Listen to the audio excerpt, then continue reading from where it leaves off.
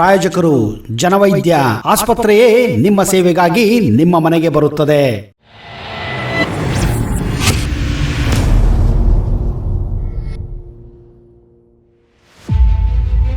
ಒಮ್ಮೊಮ್ಮೆ ಅತ್ಯಂತ ಸುಂದರ ಕ್ಷಣಗಳು ಇದ್ದಕ್ಕಿದ್ದ ಹಾಗೆ ಕೆಲವು ಸಂಕಷ್ಟಗಳನ್ನ ಜೀವನದಲ್ಲಿ ತಂದು ಬಿಡುತ್ತದೆ ಅನ್ನೋದಕ್ಕೆ ಈ ಒಂದು ಘಟನೆ 2018ರಲ್ಲಿ ನಡೆದಿದ್ದು.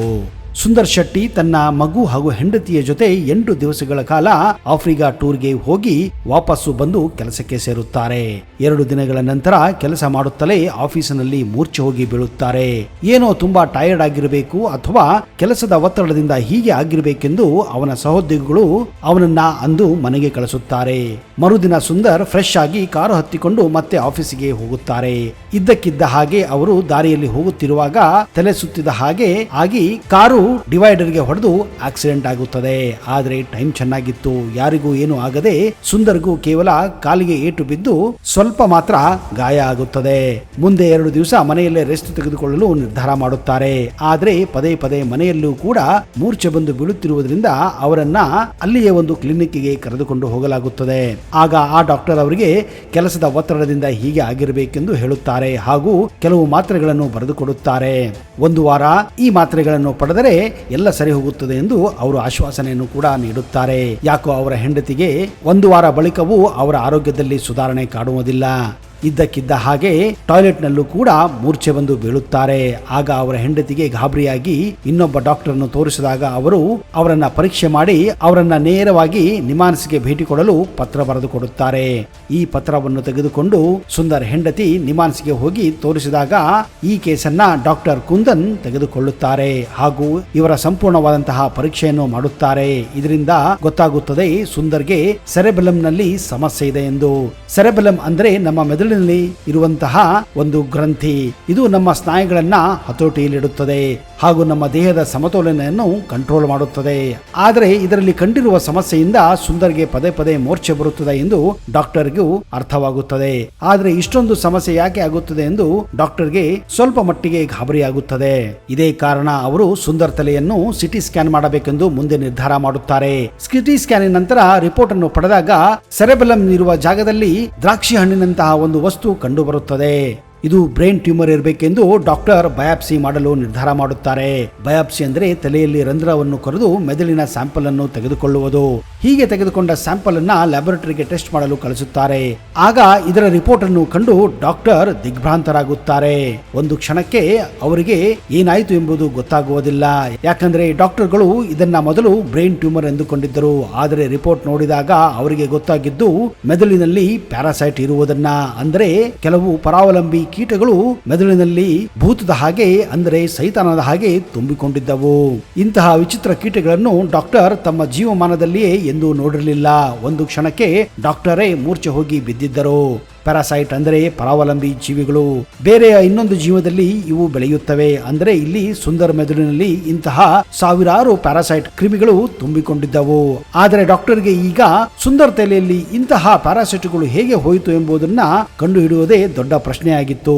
ಯಾಕಂದ್ರೆ ಈ ಪ್ರಜಾತಿಯ ಪ್ಯಾರಾಸೈಟ್ಗಳು ಭಾರತ ಉಪಖಂಡದಲ್ಲಿ ಹೆಚ್ಚಾಗಿ ಕಂಡುಬರುವುದಿಲ್ಲ. ಇದೇ ಕಾರಣ ಸುಂದರ್ ಬಗ್ಗೆ ಕೆಲವು ಮಾಹಿತಿಯನ್ನು ಪಡೆಯಲು ಅವರ ಹೆಂಡತಿಯನ್ನು ಕರೆಯುತ್ತಾರೆ ಹಾಗೂ ಕೆಲ ವರ್ಷಗಳಿಂದ ಸುಂದರ್ ಎಲ್ಲಾ ಚಟುವಟಿಕೆಗಳನ್ನ ರೆಕಾರ್ಡ್ ಮಾಡುತ್ತಾರೆ. ಅವರು ತಿಂದಿದ್ದು ಏನು, ಅವರು ಮಾಡಿದ್ದು ಏನು, ಅವರು ಊಟ ಮಾಡಿದ್ದು ಏನು, ಎಲ್ಲೆಲ್ಲಿಗೆ ಹೋಗಿದ್ದು ಎಂಬುದನ್ನ ಸಂಪೂರ್ಣವಾದ ಮಾಹಿತಿ ಅವರು ಪಡೆದುಕೊಳ್ಳುತ್ತಾರೆ. ಆಗ ಅವರಿಗೆ ಗೊತ್ತಾಗುತ್ತದೆ ಸುಂದರ್ ಹಾಗೂ ಕುಟುಂಬ ಇತ್ತೀಚೆಗಷ್ಟೇ ಆಫ್ರಿಕಾ ದೇಶಕ್ಕೆ ಪ್ರವಾಸಕ್ಕೆ ಹೋಗಿತ್ತು ಎಂದು. ವೈದ್ಯರ ಜೊತೆ ಸಮಾಲೋಚನೆ, ಆಸ್ಪತ್ರೆ ದಾಖಲಾತಿ ಅಥವಾ ಮನೆಯಲ್ಲಿಯೇ ಚಿಕಿತ್ಸೆ ಪಡೆದುಕೊಳ್ಳಲು, ಆಸ್ಪತ್ರೆಯ ಬಿಲ್ ಮೇಲೆ ಕನಿಷ್ಠ 5% ರಿಯಾಯಿತಿ ಪಡೆಯಲು, ಆರೋಗ್ಯ ತುರ್ತು ಸೇವೆಗಳಿಗಾಗಿ, ಆಸ್ಪತ್ರೆ ದಾಖಲಾತಿಗಾಗಿ, ಆಸ್ಪತ್ರೆಯ ಚಿಕಿತ್ಸೆಯ ಖರ್ಚು ವೆಚ್ಚದ ವಿವರ ಪಡೆಯಲು, ಮನೆಯಲ್ಲಿಯೇ ಆರೋಗ್ಯ ಸೇವೆ ಪಡೆದುಕೊಳ್ಳಲು, ನಿಮ್ಮೆಲ್ಲ ಆರೋಗ್ಯ ಸೇವೆಗಳನ್ನ ಮನೆಯಲ್ಲೇ ಪಡೆದುಕೊಳ್ಳಿ ಹಾಗೂ ಹಿಂದೆ ಸಂಪರ್ಕಿಸಿ ಜನವೈದ್ಯ 7204290531. ಆ ಪ್ರವಾಸ ಕನಿಷ್ಠ ಪಕ್ಷ 1 ವಾರ ಮಟ್ಟಿಗೆ ಆಫ್ರಿಕಾದಲ್ಲಿ ಇದ್ದರು ಹಾಗೂ ಅಲ್ಲಿಯ ವಿಕ್ಟೋರಿಯಾ ಲೇಕ್ ಹಾಗೂ ಜಲಪಾತಕ್ಕೂ ಕೂಡ ಭೇಟಿ ಕೊಟ್ಟಿದ್ದರು ಎಂದು ಗೊತ್ತಾಗುತ್ತದೆ. ಈ ವಿಷಯವನ್ನೆಲ್ಲ ಕಲೆ ಹಾಕಿದ ಡಾಕ್ಟರ್ ಮತ್ತೊಮ್ಮೆ ಇದರ ಬಗ್ಗೆ ಲ್ಯಾಬ್ನಲ್ಲಿ ಟೆಸ್ಟ್ ಮಾಡಲು ಮುಂದಾಗುತ್ತಾರೆ. ಆಗ ಅವರಿಗೆ ಗೊತ್ತಾಗುತ್ತದೆ ಈ ಪರಾವಲಂಬಿ ಅಂದರೆ ಪ್ಯಾರಾಸೈಟ್ ಕ್ರಿಮಿ ಕೀಟ ಸಿಸ್ಟೋಸೋಮಸಿಸ್ ಎಂದು. ಇಂಥದೊಂದು ಕೀಟ ಇದು ಹೆಚ್ಚಾಗಿ ಆಫ್ರಿಕಾ ಉಪಖಂಡದಲ್ಲಿ ಕಂಡುಬರುತ್ತದೆ. ಇವು ಹೆಚ್ಚಾಗಿ ಸಿಹಿ ನೀರಿನ ಕೆರೆಗಳಲ್ಲಿ, ನದಿಗಳಲ್ಲಿ ಕಂಡುಬರುತ್ತವೆ. ಈ ಪ್ಯಾರಾಸೈಟ್ಗಳು ತಮ್ಮ ಜೀವನಕ್ಕಾಗಿ ಬೇರೆಯವರ ಜೀವನದ ಮೇಲೆ ಅವಲಂಬಿಸುತ್ತವೆ. ಇವು ಹೆಚ್ಚಾಗಿ ನೀರಿನಲ್ಲಿ ಇರುವುದರಿಂದ ನೀರಿನಲ್ಲಿರುವ ಜೀವಿಗಳಲ್ಲಿ ಪ್ರವೇಶ ಮಾಡಿ ಅವು ತಮ್ಮ ಜೀವನವನ್ನ ನಡೆಸುತ್ತವೆ. ಕೆಲವೊಮ್ಮೆ ಸಾರಿ ಮನುಷ್ಯನಲ್ಲಿಯೂ ಕೂಡ ಇವು ಪ್ರವೇಶ ಮಾಡುವ ಸಾಧ್ಯತೆಗಳು ಇರುತ್ತವೆ. ಆದರೆ ಇಂತಹ ಸಾಧ್ಯತೆಗಳು ತುಂಬಾನೇ ಕಡಿಮೆ.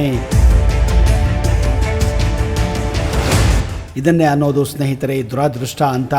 ಇವು ಹೆಚ್ಚಾಗಿ ಕೂದಲುಗಳ ರಂಧ್ರದ ಮೂಲಕ ಮನುಷ್ಯನನ್ನ ಪ್ರವೇಶ ಮಾಡುತ್ತವೆ.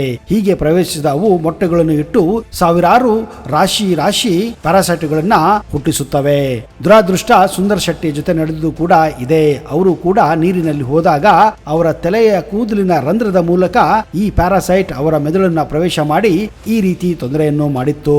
ಆದರೆ ಡಾಕ್ಟರ್ಗಳ ಸಮಯ ಪ್ರಜ್ಞೆ ಹಾಗೂ ಒಳ್ಳೆಯ ಇನ್ವೆಸ್ಟಿಗೇಷನ್ ಮಾಡುವುದರ ಮೂಲಕ ಸುಂದರ್ ಶೆಟ್ಟಿಯ ಪ್ರಾಣವನ್ನ ಅವರು ಈಗ ಬದುಕಿಸಿದ್ದಾರೆ. ಸುಂದರ್ ಶೆಟ್ಟಿ ಮುಂದೆ 6 ತಿಂಗಳ ಕಾಲ ವಿರಾಮ ಮಾಡಿ ಮತ್ತೆ ಎಂದಿನಂತೆ ಆಫೀಸಿಗೆ ಹೋಗುತ್ತಿದ್ದಾರೆ. ಇದನ್ನೇ ಹೇಳೋದು ಸ್ನೇಹಿತರೆ, ಯಾವ ಸಂದರ್ಭದಲ್ಲಿ ಯಾವ ಒಂದು ಕೆಟ್ಟಗಳಿಗೆ ಸಂತೋಷಕರ ಜೀವನವನ್ನ ಹಾಳೆ ಮಾಡಿಬಿಡುತ್ತದೆ ಎಂದು. ಎಲ್ಲವೂ ದೈವ ಇಚ್ಛೆ. ಆ ದೇವರ ಮೇಲೆ ಭರವಸೆ ಇಟ್ಟು ನಮ್ಮ ಜೀವನವನ್ನ ಮಾಡೋಣ. ಎಲ್ಲರಿಗೂ ಕೂಡ ಒಳ್ಳೆಯದಾಗಲಿ ಎಂದು ನಾವು ಕೂಡ ಹಾರೈಸುತ್ತೇವೆ. ಈ ವಿಡಿಯೋ ಬಗ್ಗೆ ನಿಮ್ಮ ಅನಿಸಿಕೆಗಳನ್ನು ದಯವಿಟ್ಟು ಕಮೆಂಟ್ ಬಾಕ್ಸಲ್ಲಿ ಹಾಕಿ. ಇಂತಹದೇ ಅಚ್ಚರಿಯ ಹಾಗೂ ಕುತೂಹಲಕಾರಿ ಮಾಹಿತಿಯೊಂದಿಗೆ ಮುಂದಿನ ಸಂಚಿಕೆಯಲ್ಲಿ ಮತ್ತೆ ಭೇಟಿಯಾಗುತ್ತೇನೆ. ಅಲ್ಲಿಯವರೆಗೆ ಜೈ ಹಿಂದ್, ಜೈ Karnataka, and you better take care.